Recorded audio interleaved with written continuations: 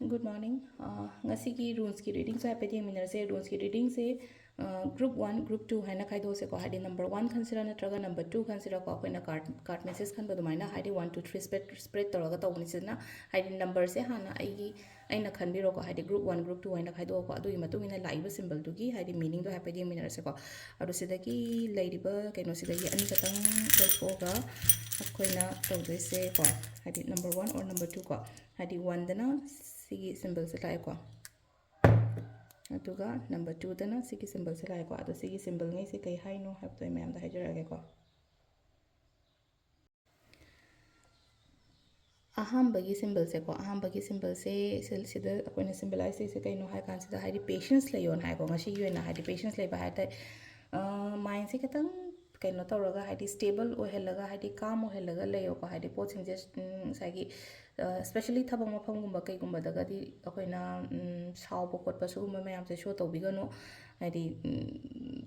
phana shauninga su phana kaino tawninga su hai kaino tawraga phatharaga dumaina gumba lai biba hai tare ko aduga amana amuk sida lai se ko hai thabak tawba matamda kitang initiative gumba kai gumba dumaina lobo ko pa su yai ko hai thabak taw matamda ka pukning jangna katang tawbo lai pa ba makta da hara se ngai oina haraga di ko lai pai khan ga lai to phajana pa bi ko pi ba dumaina tawra lai ko sa mind se kitang stable oina thamo ngasi gi oina ko aduga ani shuba symbol sina sida laino ko akoina sidana growth kumba lai ko hadi growth kumba lakpa haragadi anoba keno ma changak pani khangde anoba thabak kumba lakpani khangde natraga aina ga sum nahangai tawgiba thabak ki result reward kumba lakpani khangde ko aina ngairaga leiba pot harasne ko exam makta thagre exam dugi result out oiraga atmaina ingonda lakpani khangde